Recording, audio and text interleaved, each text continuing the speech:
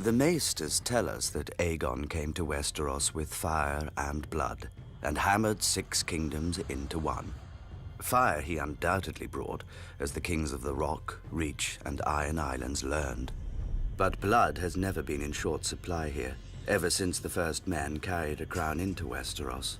This first king united his people against the Children of the Forest, and is supposedly buried in the north, a victim of a war he started. The first ruler of this land and the first to die on his throne, but not nearly the last. For thousands of years afterwards, 1,000 kings rose and fell, dying in their beds, in their battles, in their guards' and mistresses' arms. The age of heroes sounds pretty, until you realize what makes a hero, killing the enemies of his king. And to a king, there is no greater enemy than other kings. The Starks and Boltons, the Gardeners and Storm Kings, the Ironborn and everyone else. Even the mighty Targaryens were not immune from shortened reigns.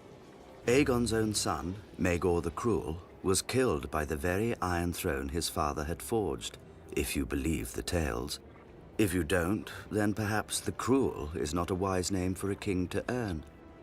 Daeron, first of his name, tried to finish his ancestors' work and bring Dawn into the fold. For his efforts, he lost 60,000 men and his own life of 18 years. During the Great Targaryen Civil War, known as the Dance of the Dragons, a king and queen each vied for the throne, dividing their house and its dragons against each other.